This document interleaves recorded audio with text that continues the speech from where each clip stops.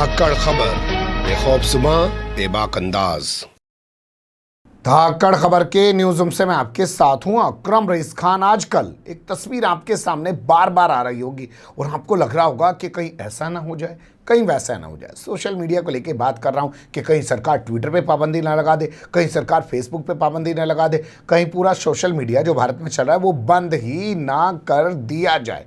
ये तस्वीर आपके सामने लगातार उभर रही होगी, लेकिन मैं सिर्फ ट्विटर और फेसबुक को लेकर कुछ चीज़ें आपके सामने रखने जा रहा हूं, वो भी घटनात्मक चीज़ें आपके सामने रखने जा रहा हूं। बाकी आप तय कीजिएगा कौन सही कौन गलत, कौन क्या कर रहा है, कौन किससे डरा रहा है, कौन किससे धमका रहा है, या कौन वाकई में फ्रीडम ऑफ स्पीच की बात कर रहा है, फ्रीडम ऑफ एक्सप्रेशन की बात कर रहा है। 5 पहलू मैंने तैयार किए हैं, चलते हैं पहले पहलू की तरफ। तो सबसे पहले एक नज़र डाल लेते हैं दुनिया भर के देशों से आ रही खबरों पर। जो हमारे पास खबर है उसके मुताबिक ये आपके सामने स्क्रीन पे मैं रख रहा हूँ। G7 देशों को आप जानते हो ना, दुनिया के विकसित देश जिनको G7 जाना जाता है, उन्होंने निर्णय लिया है कि वो गूगल पर और अमेज़ॉन पर एक मोटा टैक्स लगाएंगे। करीब 15% टैक्स की उससे वसूली करेंगे। नंदल में शनिवार को हुई मीटिंग में यह निर्णय लिया गया है। तो इस तस्वीर को भी नज़र में रखना ज़रूरी है, जिससे आपको ये अंदाज़ा हो जाएगा कि ये जितनी भी आजकल वेबसाइट्स हैं, सोशल मीडिया प्लेटफॉर्म हैं, इनकी एक ताकत बढ़ती जा रही है और सरकारें भी इसको लेकर चिंता है और वो जानती हैं कि आज पैसा यहीं से निकाला जा सकता है, क्योंकि सब धंधा यहीं से हो रहा है। अब दूसरी तस्वीर आपके सामने रख रहा हूँ कि 2 साल तक सस्पेंड रहेगा पूर्व राष्ट्रपति डोनाल्ड ट्रंप। आप समझ गए होंगे, नाम आते ही अमेरिका के पूर्व राष्ट्रपति हैं, उनका फेसबुक अकाउंट। और ये 2 साल का जो पीरियड है वो जनवरी से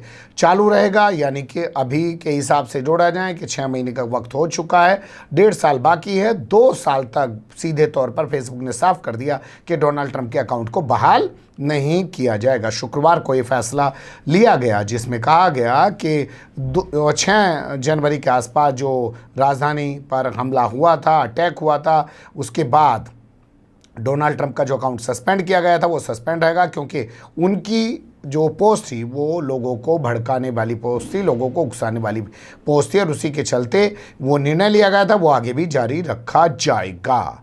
अब तीसरी तस्वीर आपके सामने रखने जा रहा हूं, जो आ रही है भारत से, यानी कि इंडिया से जुड़ी हुई है। भैया वहां पे तो डोनाल्ड ट्रंप जैसे ताकतवर मुल्क के राष्ट्रपति का फेसबुक अकाउंट 2 साल के लिए सस्पेंड कर दे रहा है फेसबुक, लेकिन क्या इंडिया में भी ऐसा कुछ कर पा रहा है? ये खबर आपके सामने देखिए। अंकी दास इस्तीफा दे देती हैं, जो इंडिया हेड है फेसबुक की। आरोप लग रहा था कि उन्होंने कहा था कि अगर हम भगवा ब्रिगेड, यानी कि जो लोग हंगामा करते हैं फेसबुक पर आकर सांप्रदायिक सौहार्द बिगाड़ने की कोशिश करते हैं, अगर उनके खिलाफ एक्शन लेंगे तो हमारा यहाँ काम करना मुश्किल हो जाएगा। यानी कि जितनी आसानी से वो लोग अमेरिका में बैठ के आज़ादी के साथ काम कर पाते हैं, अपने आप को सुरक्षित महसूस कर पाते हैं, अगर उस आज़ादी के साथ उन्होंने यहाँ पे एक्शन लिया, यहाँ पे कार्रवाई की, तो उनका यहाँ काम करना मुश्किल हो जाएगा। हालांकि बाद में इन अंकी दास ने जो है इस्तीफा दे दिया था, क्योंकि इनको ट्रोल किया जा रहा था सुशांत सिंह राजपूत वाले मामले में। ये सुशांत सिंह राजपूत की पैरोकार बनी हुई थी एक तरीके से, लेकिन सवाल ये कि वहाँ तो अमेरिका के राष्ट्रपति का अकाउंट सस्पेंड कर दे रहे, और यहाँ पर कपिल मिश्रा की वीडियो फेसबुक आज तक नहीं हटा पाया, जो वो डीसीपी के बगल में खड़ा होके जहर उगल रहा था कि कुछ देर बाद या तो आप हटा दो, नहीं हम सब कुछ जो है खुद कर लेंगे। हालांकि एक मीटिंग के दौरान फेसबुक के हेड ने माना था कि वो भड़काऊ स्पीच थी, वो फेसबुक पर नहीं होनी चाहिए, लेकिन उसको नहीं हटाया। और जैसे आजकल आप देखिए यति नरसिम्हानंद जैसे हज़ारों लोग पैदा हो गए हैं जो रात दिन फेसबुक पर ना जाने क्या क्या एक धर्म विशेष के बारे में बोलते हैं, कैसे कैसे शब्दों का प्रयोग करते हैं, उनके अकाउंट कभी ख़त्म किए जाते हैं? नहीं ख़त्म किए जाते हैं। तो सवाल यहाँ ये भी उठना लाजमी है कि वहाँ पे इतना आज़ाद फेसबुक सुरक्षित महसूस करता है, क्या यहाँ पे अपने आप को उतना आज़ाद और सुरक्षित महसूस नहीं करते हैं ये लोग? एक तस्वीर और है जिस पर आपको नज़र डालनी चाहिए, फिर खबर के दूसरे हिस्से में आपको लेके चलूँगा। नाइजीरिया में ट्विटर को अनिश्चित काल के लिए सस्पेंड कर दिया गया, हिंदी में बात करें तो निलंबित कर दिया गया, यानी कि अब वहाँ पे फेसबुक नहीं चल रहा है। नाइजीरिया के सूचना एवं संस्कृति मंत्री का बयान छपा है, जो बताया गया, लाई मोहम्मद उनका नाम है। उन्होंने शुक्रवार को एक आदेश जारी किया और उस आदेश में कहा कि पूरे नाइजीरिया के अंदर अनिश्चित काल के लिए ट्विटर को सस्पेंड किया जाता है, क्योंकि ट्विटर जो दक्षिण अफ्रीकी देश हैं वहाँ पर जो अलगाववादी हैं उनका समर्थन कर रहा है, उनको बढ़ावा दे रहा है। हालांकि कुछ लोगों का कहना है कि ये अलगाववादियों को बढ़ावा देना, सपोर्ट करने का तो आरोप झूठा है। असल में नाइजीरिया के जो राष्ट्रपति हैं उनका एक ट्वीट डिलीट कर दिया था, या यूं कहें हटा दिया था ट्विटर ने। उसी का बदला लेते हुए नाइजीरिया सरकार ने ट्विटर को बंद किया है। जी हाँ, राष्ट्रपति का नाम मोहम्मद बुहारी बताया जा रहा है और उनके ट्वीट को हटा दिया था ट्विटर ने। माना जा रहा है उसी के चलते एक्शन लिया जा रहा है। यानी कि हमने आपके सामने इस पहलू में रखने की कोशिश की कि कितना ताकतवर है सोशल मीडिया, किस तरीके से उससे टैक्स वसूलने की बात की जा रही है। अमेरिका में वो अपने आप को कितना मजबूत समझ सकता है, इंडिया में जो है वो अपने आप को कितना मजबूत मानता है या उसे डर लगता है, और नाइजीरिया में तो उस पर किस तरीके का एक्शन ले दिया गया क्योंकि उसने राष्ट्रपति का ट्वीट हटा दिया था। अब खबर के दूसरे हिस्से की तरफ चलते हैं। ट्विटर को आखिरी मौका, नियम लागू करे नहीं तो नतीजे भुगतने के लिए या अंजाम भुगतने के लिए तैयार रहे। सरकार की तरफ से इस तरीके का एक अल्टीमेटम वाला नोटिस ट्विटर को भेजा गया है। तमाम अखबारों में आप देख सकते हैं ऐसी ऐसी खबरें छपी हैं जिसमें कहा गया है कि 25 फरवरी को सरकार ने जो नए आईटी नियम लागू किए थे, जिनके तहत जितने भी तमाम सोशल मीडिया प्लेटफॉर्म हैं जिनके 50 लाख से ज़्यादा फॉलोवर हैं उनको नोडल ऑफिसर नियुक्त करने पड़ेंगे जहां लोग शिकायत कर सकें। लेकिन ट्विटर ने वो नहीं किए हैं, जिसके चलते ट्विटर को एक नोटिस दिया गया, 2 नोटिस दिया गया, अब तीसरा फाइनल नोटिस दिया गया है।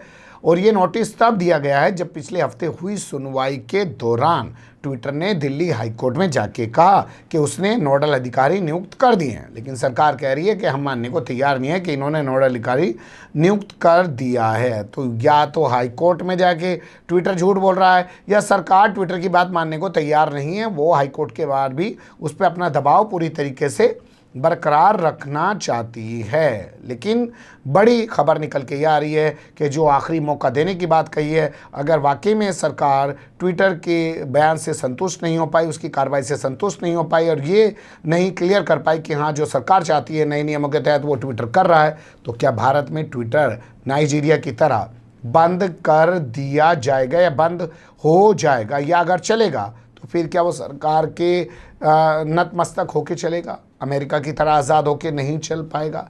अगला पहलू देख लीजिए। नायडू और भागवत के ट्विटर अकाउंट से ब्लू टिक हटाने को लेकर मचा हंगामा, तो कुछ ही देर बाद ट्विटर ने ब्लू टिक जो है फिर से बहाल कर दिया। आप जानते होंगे जितने भी सोशल मीडिया प्लेटफॉर्म है उस पर एक ब्लू टिक होता है, उससे पता चलता है ये वेरीफाइड अकाउंट हैं। तो खबर आई कि कल सुबह जो है देश के उपराष्ट्रपति जो भारतीय जनता पार्टी के पहले राष्ट्रीय अध्यक्ष भी रह चुके हैं, सांसद भी रह चुके हैं, उनका जो ट्विटर अकाउंट था उस पर से ब्लू टिक हट गया। इसके कुछ ही देर बाद फिर खबर आई कि भैया ये तो मोहन भागवत के अकाउंट से भी हट गया, ये तो भैया जी जोशी के अकाउंट से भी हट गया और कई सारे लोगों के अकाउंट से हट गया। बस क्या था, सरकार हरकत में और सरकार ने सीधे जो है अड़ गई कि किस तरीके से आपने ब्लू टिक हटाया है। तो शाम होते होते ट्विटर ने ये ब्लू टिक बहाल कर दिया और कहा कि देखिए जो अकाउंट लंबे समय तक वो पड़े रहते हैं ठंडे बस्ते में, जो काम नहीं करते, उन पर से ये ऑटोमेटिक ब्लू टिक हट जाता है। दलील दी गई कि जो मिस्टर नायडू हैं उनका अकाउंट जो है वो पिछले 1 साल से यानी कि जुलाई 2020 से काम ही नहीं कर रहा है। आखिरी ट्वीट उस पर 23 जुलाई को किया गया था। हालांकि 13 लाख फॉलोवर है, इसलिए वो ऑटोमेटिक हट गया। इसी तरीके से मोहन भागवत का मैंने आपके सामने नाम लिया, इसी तरीके से भैया जी जोशी का नाम आया, इसी तरीके से अरुण कुमार का नाम आया और सुरेश सोनी का नाम भी आया। उनके अकाउंट से भी ये ब्लू टिक हटा दिया गया था, लेकिन देर शाम होते होते ये बहाल कर दिया गया। यानी कि हटा तो ऑटोमेटिक सिस्टम के डर, लेकिन सरकार ने जब दबाव बनाया तो ट्विटर ने उनका ब्लू टिक बहाल कर दिया। अब अगले पहलू की तरफ चलते हैं। हमारा मकसद आपके सामने घटनात्मक चीज़ें रखना है, बाद में आप तय कीजिएगा अच्छा बुरा नैरेटिव बनाना हमारा काम नहीं है। क्या सिर्फ नए नियम या ब्लू टिक को लेकर ही ट्विटर को निशाना बनाया जा रहा है, या इसके अलावा और भी कुछ चीज़ें हैं जिनके चलते ट्विटर को निशाना बनाया जा रहा है? तो कुछ चीज़ें आपके सामने रख देते हैं। दरअसल ये लड़ाई अगर सही मायनों में शुरू हुई तो तब जब संबित पात्रा ने लंबी चौड़ी प्रेस कॉन्फ्रेंस करके कांग्रेस पर आरोप लगाया कि कांग्रेस ने एक टूल किट जारी कर दी है कि किस तरीके से कोरोना के दौर में नरेंद्र मोदी की छवि को बिगाड़ा जाए, हिंदुत्व को बदनाम किया जाए। ये ट्वीट जो था संबित पात्रा का, इसे ट्विटर ने संबित पात्रा समेत 5 नेताओं का था बीजेपी के, उसको डाल दिया मैनुपुलेटेड मीडिया कैटेगरी में। उसकी एक मैनुपुलेटेड मीडिया कैटेगरी है जिसमें वो मान लेता है कि गलत किया गया, लेकिन वो नाइजीरिया के राष्ट्रपति का ट्विटर हटा सकता है, ट्वीट को वहाँ से हटा सकता है। लेकिन यहाँ अगर किसी के ट्वीट को उसने जो है मैनुपुलेटेड मीडिया में डाल दिया तो यहाँ बवाल खड़ा हो सकता है, और वो बवाल खड़ा हो गया, जिसके बाद एफआईआर दर्ज कर दी गई ट्विटर के खिलाफ, आपकी जानकारी में होगा। और उसके बाद मामले की जांच स्पेशल सेल को दे दी गई। स्पेशल सेल की टीम दिल्ली पहुंची, गुड़गांव पहुंची, और उसने ट्विटर के हेड ऑफिस जो इंडिया के अंदर हैं उन पर छापेमारी की। इसके बाद पूरा विपक्ष जो है इस खबर को लेकर मोदी सरकार पर आक्रामक भी हुआ, लेकिन होता रहे, आक्रामक होने को तो किसान सड़क पर बैठे हैं, कुछ उखड़ रहा है क्या? वो ज़माना चला गया, 2008 में था वो ज़माना कि कांग्रेस की सरकार है, 54 रुपये गैस सिलेंडर में बढ़ गए, लोग सड़कों पे उतरे तो 40 रुपये वापस ले लिए। अब इन सब चीज़ों से कोई फर्क नहीं पड़ता। 3000 डॉक्टर एक साथ मध्य प्रदेश के अंदर इस्तीफा दे चुके हैं, इन चीज़ों से कोई फर्क नहीं पड़ रहा है। इसके बाद दिल्ली पुलिस ने, जैसा मैंने बताया, छापेमारी की थी, ये तमाम चीज़ें हुई थी, लेकिन सिर्फ वही मामला नहीं था। इस मामले के बाद तो उछल के मामला आया था कि मैनुपुलेटेड मीडिया में आखिर कैसे डाल दिया। इसके अलावा अगर आप देखेंगे तो किसानों के बहुत सारे ट्वीट और ट्विटर अकाउंट हटवाने के लिए सरकार ने ट्विटर पे दबाव बनाया। ये आपके सामने खबर आके गुजर चुकी है। इसी तरीके से विवाद खड़ा हुआ था कंगना रनौत के ट्विटर अकाउंट को सस्पेंड करने का, और भी बहुत सारे पहलू हैं। तो ये कोई पहला मौका नहीं है कि अभी ब्लूटूथ हट गया है, अभी नए नियम जो है ट्विटर नहीं मान रहा है, इसलिए सरकार निशाना बना रही। पहले से भी सरकार और ट्विटर के बीच एक तनातनी चली आ रही है। भूल गए हो तो एक तस्वीर अगली है, उसे देख लीजिए। ट्विटर की इंडिया हेड थी मल्लिका कौल। उन्होंने अचानक इस साल जनवरी में इस्तीफा दे दिया, जिसके बाद बहुत सारे सवालों ने जन्म लिया कि क्या सरकार का दबाव इस कदर है कि यहाँ पे पहले अंकी दास इस्तीफा दे देती हैं फेसबुक की, और फिर उसके बाद यहाँ इस्तीफा दे देती हैं ट्विटर जो इंडिया है उसकी पब्लिक पॉलिसी डायरेक्टर मल्लिका कौल। और ये इस्तीफ़ा देते हुए उन्होंने हालांकि साफ किया था कि वो निजी कारणों से इस्तीफ़ा दे रही हैं। अब कौन आदमी कहेगा भाई सरकार इतना दबाव बना रही है उस वजह से इस्तीफ़ा दे रहे हैं। अब तो सरकार ने यह भी कह दिया है कि इस्तीफ़ा देने के बाद अगर कोई सरकारी रिटायर्ड हो गया है, रिटायर्ड अधिकारी किताब नहीं लिख सकता, ये नहीं बचा सकता कि सरकार ने उस पर कोई दबाव बनाया था कि नहीं बनाया था। लेकिन वो इस्तीफ़ा देने के बाद सवाल खड़े हुए थे उस वक्त भी, और अब फिर से जो चीज़ें उभर कर सामने आ रही हैं वो तमाम चीज़ें आपके सामने रखने की कोशिश की। मकसद यही है कि आपके जहन से उतर जाती हैं, हम लोग इस काम में हैं तो समेट के कुछ चीज़ें आपके सामने रख देते हैं, अच्छी बुरी जो भी लगी हो। हालांकि तमाम चीज़ों को सही समझ पाते हैं, भोपू मीडिया की तरह हमारे पास उतनी बड़ी रिसर्च वाली टीम तो होती नहीं है, फिर भी जो चीज़ें हैं वो रखने की कोशिश करते हैं। कैसी लगती है आपको धाकड़ खबर की कोशिशें? बने रहिएगा धाकड़ खबर के साथ। फिलहाल कमेंट्स के रूप में आप लोग अपनी राय दे सकते हैं, खबर को लाइक कर सकते हैं, चैनल को सब्सक्राइब कर सकते हैं, ज़्यादा से ज़्यादा हमारी खबरों को शेयर कर सकते हैं। फिर ऐसे ही किसी सुलगते हुए या उलझते मुद्दे लेकर मैं आपके सामने हूँगा हाजिर। फिलहाल अभी मुझे दें इजाज़त।